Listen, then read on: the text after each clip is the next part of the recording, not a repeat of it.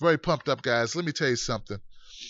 As I stated earlier, tonight's show is very special to me because it's going to focus on some content and a person that I feel is very inspirational. His name is Bao Nguyen.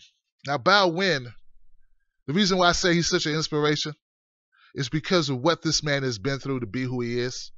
And I think the true testament of any man or any woman, any human being, is not just where you are, but what it took to be there. Born to Vietnamese immigrant escaping country, Bao was born in a UN refugee camp in Thailand and came to America at only 3 months old. He's the youngest and first person of color elected mayor of Garden Grove, Orange County, California in 2014. That's right. He became a mayor. Told you he was inspiration. He's the first openly gay mayor in Orange County, and if successful, will be the first openly gay immigrant elected to Congress. That's right. That's what I'm talking about. He won the first mayoral election by 15 votes after a recount. So you can imagine that any conversation we have regarding elections, he's going to be very much focused on the details. 15 votes, guys. 15 votes. Give it up for that. Any of you guys out there thinking your vote don't count, maybe you need to get a recount on that assessment. He has a BA in Political Science, University of California, Irvine, MBA in Indo-Tibetan Buddhist Studies, Naropa University in Boulder, Colorado. He interned for the White House Initiative on Asian Americans and Pacific Islanders in Rockville, Maryland. Running for Loretta Sanchez open seat in California in the 46th Congressional District. That's right. That's right. I'm getting a head chop off thing, huh? That's right. He's running for Congress right now. Ladies and gentlemen, I've said enough, I think. Let me bring in my new friend, Mr. Nguyen. Give it up for Mr. Nguyen, guys. Mr. Nguyen. Tim Black. Man, how are you, sir? Give it up for this guy, man. You are inspiration, brother. Wow, wow. Thank you for the kind introduction. Man, how are you? Man, I'm doing fantastic, sir. How are you? How are things going in Garden Grove, California? County, California. It's great. Yeah, but it's a struggle. It is. It is. We're fighting hard in our campaign. I hear that, man, but you're no stranger to fighting hard, man. I was just telling the crew, I was like, after reading more about you, man, it's like you've been fighting every step of the way. So what got you involved in politics, Mr. Nguyen?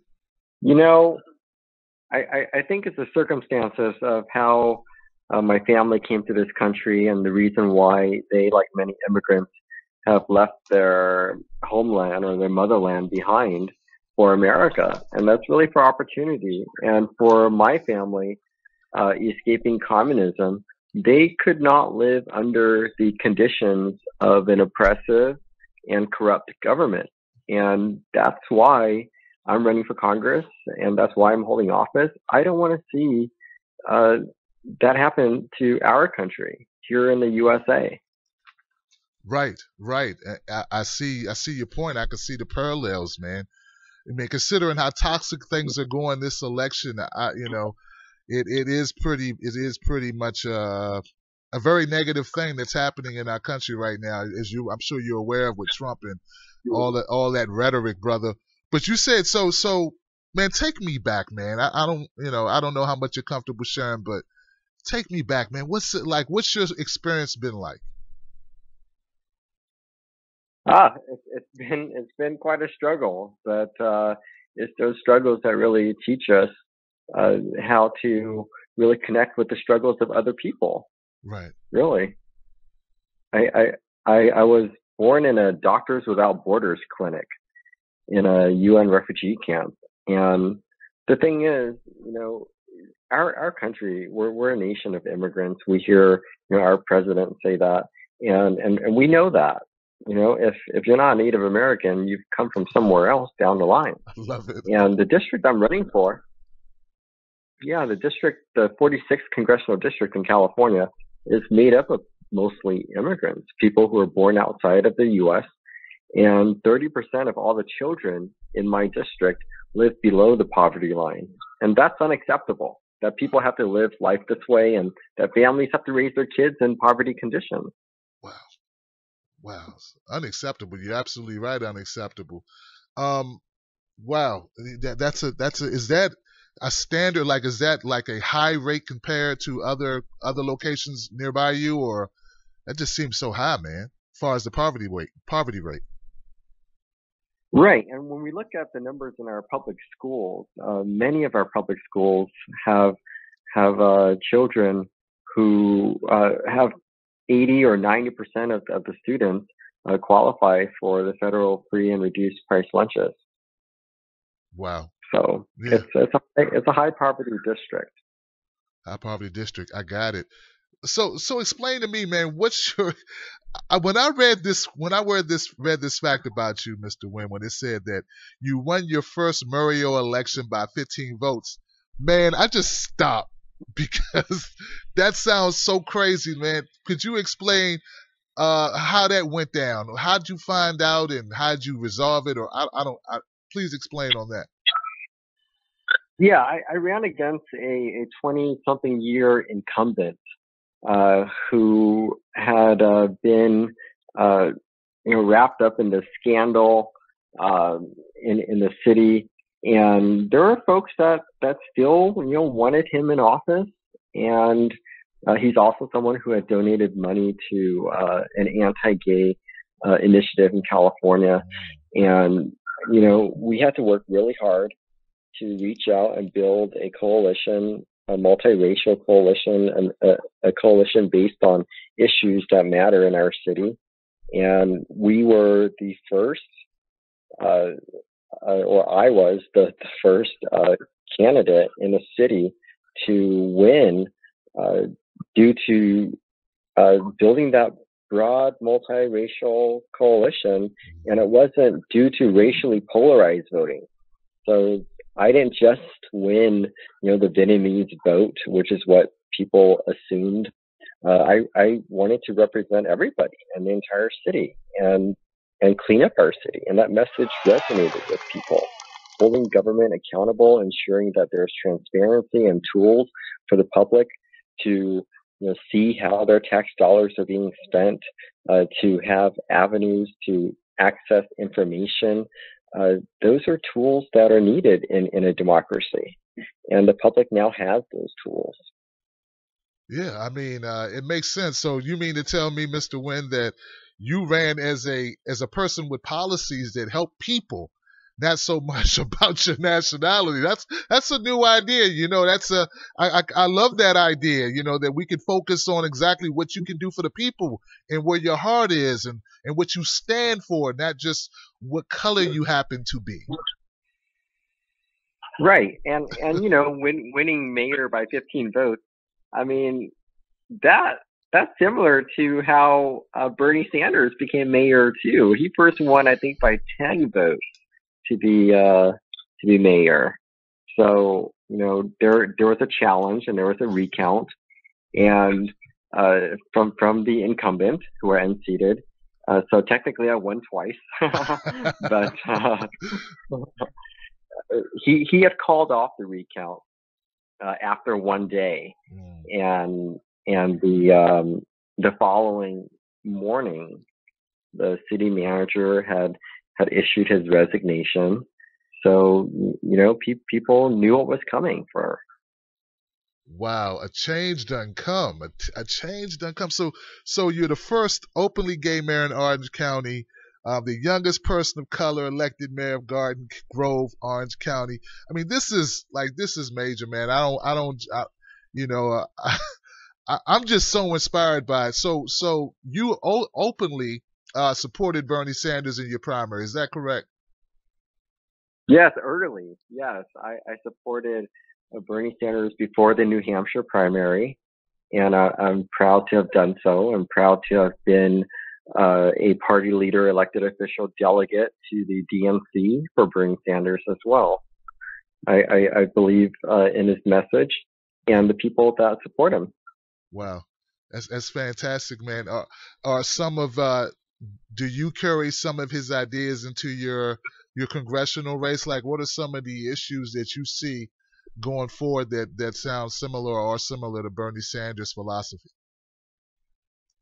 Yeah, absolutely. Our campaign is funded by small individual donors. 94% of our donations are from individuals, whereas only 63% of our opponent's campaign is funded by individuals. So our opponent has independent expenditure groups spending $500,000 to defeat our campaign, including 300 some $1,000 from a national association of realtors. And our opponent has recruited establishment Democratic Party leaders like Steny Hoyer from Ameripac and groups like those that include Debbie Wasserman Schultz, like the New Democrat Coalition, to use their PAC to defeat our campaign. So party insiders in Washington think that they have the right to choose our next congressman, but we can show them that a people-powered small donor movement can change politics as usual. Man, I love it. I love it, man. You know, and we're running up, you know, against someone that has a record. You know, talking about poverty and wages. In 2014, Lou Correa, my opponent, failed to support SB 935, which would have raised the minimum wage to $11 an hour in 2015, $12 an hour in 2016, and $13 an hour in 2017. So that's where we disagree with our opponent. It's unacceptable that families are working too many hours just to stay afloat and barely have enough money to survive in Orange County. Our campaign supports the national fight for $15 an hour as a minimum wage, and we're ready to take that fight to Congress. You know, on immigration, in 2003, Correa voted against SB 60, which would have provided driver's licenses for all Californians, regardless of immigration status. And in a district, in my district, the 46th Congressional District, which is 67% Latino, we need to bring people out of the shadows and allow them to live their lives to be able to drive their cars lawfully. And to put things into a national perspective, the reason why President Obama's executive order on DACA DAPA went to the U.S. Supreme Court is because 20-some states said no. They refused to issue driver's licenses to undocumented immigrants. So we have someone that already has a record on voting against that. You know, on education, you know, when given an opportunity to provide a scholarship to California State University and University of California students through the Middle Class Scholarship Act, Lou Correa voted no and was called out by the Assembly Speaker for joining with the Republicans in the state legislature to block it. But our campaign believes that young people in Orange County should not be burdened by tuition or debt when our national priority is to have the best educated workforce in the world. And every American who studies hard in school should be able to graduate free of debt, regardless of how much money their parents make. You know, other issues, women's rights. Lou Correa has been rated 0% in the past by Planned Parenthood, who labeled him anti-choice. In 2013, he received top ratings from an anti-abortion group. At a time when women are under attack from Republicans who want to take away their right to choose, we don't need other Democrats teaming up with Republicans to make that happen. As congressmen, we would defend a woman's right to choose, and we would advocate for other priorities such as paid family leave and equal pay for equal work. Oh, and the list goes on. The environmental record from my opponent is just atrocious. The League of Conservation Voters consistently rates our opponent's environmental record as the worst of any Democrat, scoring him only 29% in 2009, the worst of any Democrat. In 2010, it was 30%. In 2011, it was back to 29%. So he has an overall lifetime score of just 54% from that environmental group. Lou Correa, my opponent, has always voted to protect private corporate interests at any chance he gets. He's voted against the Human Right to Water Act, SB 685, which established a right to safe, non-toxic, and affordable water for human consumption. Wow. You know, I remember, yeah, right? I remember he actually sided with privatizing our water and came to my city council meeting as mayor when I'm trying to stop the privatization of our water. And he's standing with them and yelling at me, you know, from public comments. You know, he's voted to hide the source of vended drinking water, whether it came from public or private sources. AB 301 would have required sellers to make this disclosure to the public. You know, he's also repeatedly voted in favor of fracking in our state, when we all know that fracking can endanger the safety of our water supply.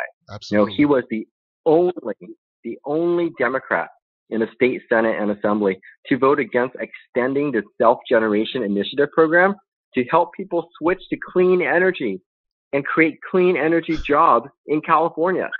So he's voted against the bill that ended the use of certain toxic plastics and chemicals in toys and childcare products that have been proven harmful.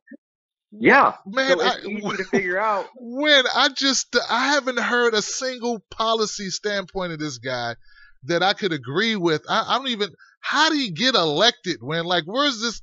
I mean, like, he's not an incumbent. He's challenging for the seat, right?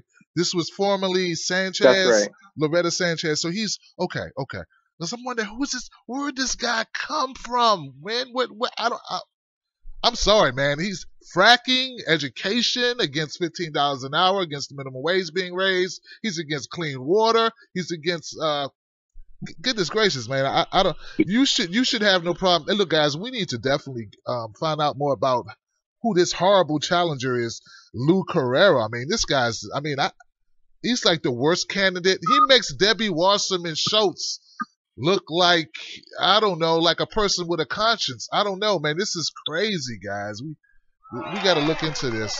So those, you know, Tim, those votes have really harmed real people that live in our district and the intentions behind it too. So we know who Lou Correa will fight for in Washington. Right. And this is why groups like Sierra Club have endorsed our campaign. And that's why we need everyone to come out and support the movement for a political revolution right here in Orange County. Yeah, man. I hear. Give it up for this guy. Wow, man. This is. And I'm not. Look, guys. I'm not just being theatrical. This is like one of the worst stances I've heard of a politician having.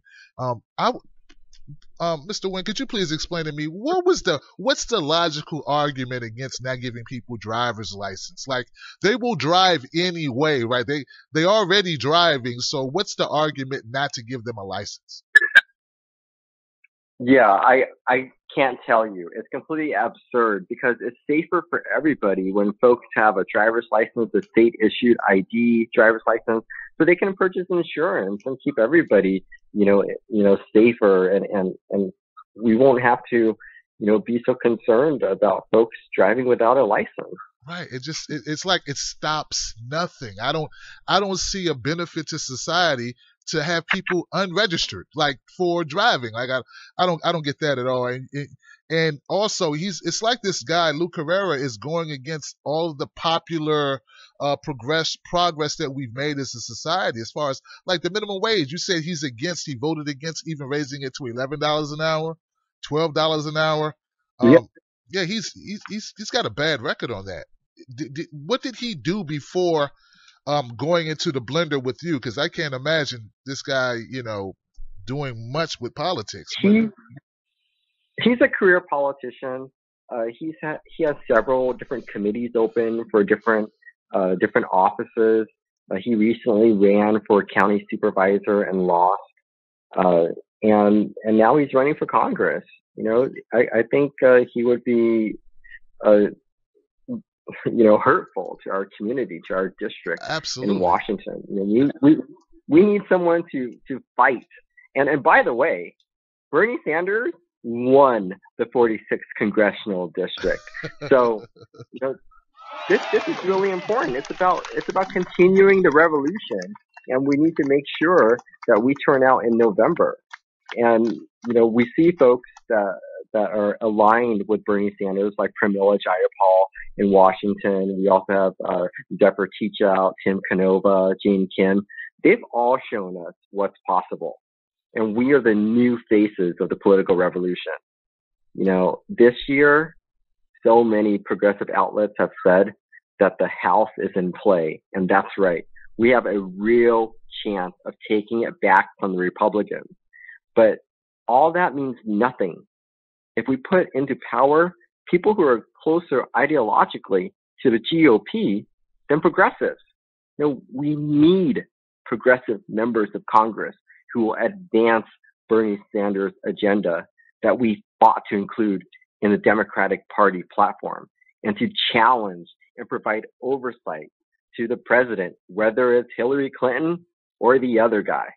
So I need everybody, Right. Everybody come online, check out my campaign at bao2016.com. Voters have woken up and said enough is enough when it comes to who they want to represent them. Progressives should expect more from their representatives because the party is going in a progressive direction. Absolutely. Absolutely. Give it up for Bao on that, man. Absolutely, guys. I've been saying for a while now, since going to Philly, Mr. Nguyen, that what's inspiring me are people like you, are the new wave of politicians who have the same progressive principles that we all have, and that though we may be frustrated that Bernie didn't get the nomination, these people are coming along, and we need to support them. We need to fund their campaigns. We need to get out and canvass for them. We need to phone bank for them. We need to face bank for them, because we've proven that our social media presence is strong, and we built this movement around Bernie. Now we need to use it for the down tickets like yourself. Are there any suggestions you can give? I want to inspire somebody else to run tonight, frankly, Mr. Nguyen. I like this show to inspire someone else to be you, to follow in your footsteps. What is some advice you can give someone thinking about going into politics? And I would say make sure that you remember why you got involved, and to find opportunities to give back, to offer yourself, to volunteer, to build the relationships in the community, to help other people. And along the way, you're going to learn about yourself. You're going to be stronger and have more confidence in where you come from, because you're hearing about other people's stories. So get out there and listen and get involved. Those who think that the revolution's over, it is not over. There are races across this country that are so important in taking back the House, to make sure that we continue to push the Democratic Party, our party, to be more progressive. We can make calls from wherever we're at in the world now to help campaigns. Bernie has a great dialer. We also have Democracy for America that you can help with, and support those candidates that are really going to make a difference in our country, to continue the revolution that Bernie Sanders started, to engage more young people. So definitely don't forget what inspires you. Whether it's your parents' journey, or your elderly neighbors who have told you stories of how far they've come. We all have our own stories too. And I think we got to connect to that as well. And don't be afraid. I went to graduate school in Boulder, Colorado at Mayoral University. And the founder of the school, Chogyam Trungpa Rinpoche, he was a Tibetan master. And he had said something like, fear is the only opportunity for us to be fearless. So we gotta meet it head on. You know, we gotta experience it Wow. to conquer it. That's a beautiful saying. Fear is the only opportunity to be fearless. Wow. That's amazing. I'm writing that down as I say this, man. That is amazing, Bao. Uh, because one of my fears, and I'm sure you can understand, is we have so many millennials, and you're closer, frankly, to their age group than I am, and I don't want them to feel frustrated and disenchanted due to the climate of our politics right now. I met them in Philly. They were inspired, and some of them they just look so heartbroken. And I just want to make sure they don't become apathetic. You know what I'm saying, Bao? They don't lose that spark. But listening to what I do know what you're saying. Yeah, go right ahead. Sure. I do know what you're saying, and I don't blame them, right? I don't blame them, but that's why it's my job to get out there, to be out there, continue to develop young leaders and put young leaders and hopefuls in the pipeline to take leadership, whether it's on the school board or city council, or to work on my campaign. I think it's important that we have young people involved because it's their future as much as it is all of ours. I agree with you 1,000%. Give it up for Bao there as well. Now, I know that you're a person just reading and looking at some past interviews. You don't like to too much harp on your upbringing. You don't want to harp on the fact that you are a gay man, that you are, you were born in, as an immigrant, refugee camp. You don't like harping on that stuff. It appears that that's not something. I can share some stories with you. What do you want to know? But my point is, it's just that I want people to know that the adversity. I want people. I don't want to hear anyone say they can't do something. That's what I'm hoping to get from this. So I don't know how to frame it for you, but I just need you to let these people know that you did this, they can do that. I don't know what that is they want to do, but they need to know that before you leave here tonight, sir. They need to know that they can accomplish something similar. Great things like yourself. Absolutely. Yeah. I grew up in poverty. My parents, when we first came to the U.S., we were actually in Nashville, Tennessee. And luckily they had good union jobs, working on the assembly line, and my parents were working most of the time. So, my siblings were taking care of me, and we were, how many of us were there? I think there were 6 of us in a 1-bedroom in Nashville in government housing. And, that's how I grew up. And I remember, my parents working really hard, and both of them became U.S. citizens, which allowed me to become a U.S. citizen when I was 12 years old. Because when I was born in the refugee camp in Thailand, I possessed no citizenship to any country whatsoever. So when I was 12, after both my parents had naturalized, I qualified, and I was getting my paperwork done for my certificate of citizenship from the immigration official. And I swore in and everything, and he asked me if I wanted an American name. And I looked at him and I said, my name is American. I'm not going to change my name. I mean, I wake up every day as an American. That's all I know. I came here when I was 3 months old. Right. So, I think we have to oftentimes gain a different perspective and define things for ourselves. And I think that's what's great about America, is that no matter how much the media tells you otherwise, or even society and how we grow up and how we understand the world, it's up to us to define it for ourselves. It's up to us to see it how we want to see it. So I think, there's great possibility, especially with young people. When I was in 3rd grade, we moved around a lot, and I just moved to a new school, and I didn't have any friends there. So I met these 2 boys on the playground, and they were playing, but they weren't speaking English. They were speaking Spanish.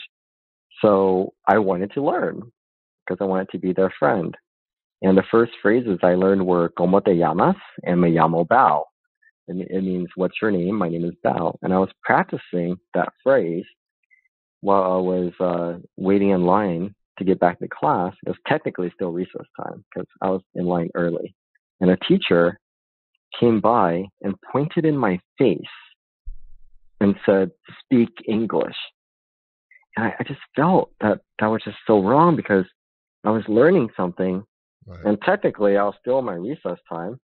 And little did she know that later in life, I would grow up to be a school board member, and I would be the one leading the charge to start the very first dual immersion Spanish-English immersion program in my school district. Wow. So that kids have the opportunity to learn another language in addition to English. So, it's those experiences that should help inform us to make things better. So all the struggles that I guess folks who are listening, that you may be experiencing, how can things be better, not just for yourself, but for other people as well? That's it. And if we can help to improve things for other people as well as ourselves, then I think that's the way to go. So it's not about just me. I want to get out and just escape. That's not the solution. The solution is, how do I make things better for my neighbors? How do I make things better for my community, for my city, for my country? I think that's the way to look at our own individual pain so that we can empathize with the struggles of other people. That's amazing. And you know what, guys? That's he just hit upon something that's so true. And I think when people hear it, Val, they discount it as this nice thinking. It sounds good. But I try to tell people, for 3 years I had this channel, and it was sort of like me just chasing my tail until I started making it about the people and not about myself. And since then, things took off, Bao. It's like, I interview Jill Stein, I interview Nina Turner, I go to Philly, I meet awesome. great I people. love Nina Turner. Yeah, amazing. I met her at the DNC. Yeah, she is amazing, man. And she is amazing. And now I have Bao on my show. And that only happened because of what you just said, because it's not about me. It's about the people. It's about giving them information. It's about, helping other people get answers to their questions without media spin. The truth, trying to get to the truth. And I hope people realize that what Bao is saying is not just pretty words. It's really the way out. The way out is the way in. Would you agree with that, Bao? Absolutely. Don't think that your suffering or your pain or your struggle is just you. I think when we do that, if we're able to somehow defy the odds and we want to leave our past behind, that's not the way to go. We got to remember where we come from so we know how we got to where we're at. And from there, we'll know where we need to be going. So, when I think about immigrants and immigration reform and all this hateful rhetoric that we're hearing from Trump, I think about my family. When they escaped Vietnam, they did so illegally. It was against the law. They escaped through the underground to get out of Vietnam. And even when they boarded the boat was hijacked by pirates multiple times. And even when they saw land, they saw people on the beach on the coast of southern Thailand holding weapons and knives, threatening to inflict violence on these poor refugees. And people on the boat, they were really worried and frightened because they had nowhere to turn. The sun was setting and they were contemplating breaking their boat apart and drowning rather than confronting the violence. But thank God, these Buddhist monks, they had a temple nearby, and they saw what was going on. And they came down from their temple in their saffron yellow robes, and they made a human chain and went out into the water and pulled the boat in and protected us from the threat of violence. And we slept on the floor of the Buddhist temple the first night in Thailand, and in the morning we were processed into the refugee camp. And 1 month later, I was born. And 3 months after that, I came to the U.S.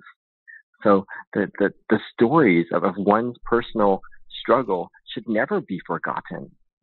Should never be forgotten. If anything, it should open us up to the struggle of other people. Wow. You brought up Donald Trump, and I'm thinking, you must despise a lot of the rhetoric that comes out of his mouth. Gosh, I don't know. Does Tom, what's his name? Lou Carrera. I wonder where he comes up on immigration, considering he seems to be the polar opposite of you on everything. I'm pretty sure his views are closer to Trump. And I'm up a real fight. Like I said, voters really need to know, and it takes money to have a campaign, so voters know. Lou Correa has the benefit of having a Latino, a Hispanic name in a very Hispanic district. So we need to let folks know that he's hurting us, and we should not stand for it. We need to get up and fight back. We need to make sure that we have a representative that will represent our entire district, our diversity, and celebrate our diversity, and make sure that the stories and the conditions and the experiences of our district, of people, of families, of students, of workers are heard in Congress, not ignored and pushed aside, but heard loud and clear. I agree. I want to offer my folks an incentive, some way to help your campaign, to do some volunteer work. Folks, if you go to, could you give your website again, about the website address? Yes, thank you, Tim Black. It's bao2016.com. That's BAO2016.com. And sign up, volunteer, help out, contribute, give me $5, put 5 on it. It'll be good for America. That's right, put 5 on it, man. Yeah, and guys. Yeah, taking it back. Yeah, definitely, man. We gotta, I want to take this personal of this guy, Lou Carrera, somehow defeat. I want to put some skin in the game, guys. We got to do it, because there is absolutely nothing I'm hearing about this challenger that is positive, that is in line with our progressive values. If you volunteer, guys, come back, call up, and let me know the story of what you did for Bao here. Let me know, how things went, because I really want us to focus on this, not just today, but in the weeks to come. When is the primary, or when is the election? It's with the national elections in November, but folks vote early, because absentee ballots come out about mid-October.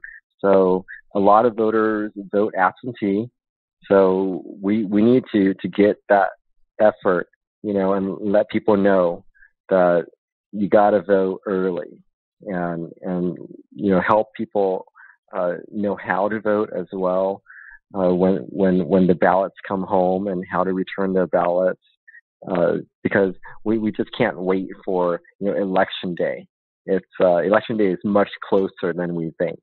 Yes. So. Yes, I agree. Mm-hmm. Maybe what we can do is we can do a follow up to this interview as we get closer, maybe in September, maybe very late September, early October, and that way we'll have it covered. We'll make sure people keep getting the word out for you before it's time. What do you think? I'd love to. Thank you. Man, thank you, Tim Black. Man, thank you, Bao. This has been an amazing interview, brother. Any other information? Like, Bao's on Twitter, man. He's on Facebook. He's like doing it up. Now that you know his name, you should be able to find him. Bao2016.com, guys. Go follow this guy and find out more about his remarkable story, and hopefully it will inspire you to also become a Bernie-crat or, you know, run for something. I don't care if you run for crossing guard. Run for something. We need more people like Bao running for office, frankly. All right, do it. Yes, join the revolution, baby. That's right. Don't just sit back. We need you involved. Look, Bao, thank you so much for your time, brother. I appreciate you, and I hope to talk to you soon, okay? Thank you. Thank you so much, Tim Black. It was a pleasure being on your show. I look forward to continuing the conversation another time. You know it, brother. Give it up for Bao Nguyen, Mayor of Orange Grove County, California. Wow. Garden Grove. I'm sorry, Orange Grove. Not Orange Garden Grove. I just think oranges when I think of a grove, you know. But Orange County, Mayor of Garden Grove, Orange County, California. That's what it is, Orange County. Man, what an amazing story, guys. And I know, you know, wow. I know everyone's story is different. You know what I mean? Like, we all have different stories. I don't want to minimize whatever your situation is. You know, what you've grown up with, what your challenges have been. I just want you to put them in perspective and realize that they are surmountable. And I just love this guy's story. I love what he stands for. You know, first person of color elected mayor of Garden Grove, Orange County, and first openly gay mayor in Orange County. And it's just remarkable. And when people say you can't do something, this guy's doing it. And then, guys, on top of all of that, so if that's not enough of a reason for you to want to support the guy, when you hear the person he's running against, this guy, Lou Carrera, he's not for the minimum wage increase. You know, he supports fracking. You know, his education, he doesn't want to help kids go to school or students go to school. What about all the people who need to be retrained due to the outsourcing of their jobs here in America? They need to be retrained. It's like I don't see a single solitary. I get driver's license. Like, if you don't give a person a driver's license, they can't get insurance. So are they going to stop driving because they don't have a driver's license? What does that solve? And it's just nonsensical. And to think about it, Lou Carrera is not a Republican. Lou Carrera is a Democrat. And see, people like Lou Carrera, they get to exist when we don't vote. All right? That's my thing. When we don't vote and we don't challenge them. Sometimes they go uncontested. All right, so I'm looking forward to having Mr. Nguyen back, because we got to make sure, guys. Look, if you go to bao2016.com, all right, and volunteer some time and share your story with me, and I would just like to. I want to do more than just bring on progressives. I want to help them win.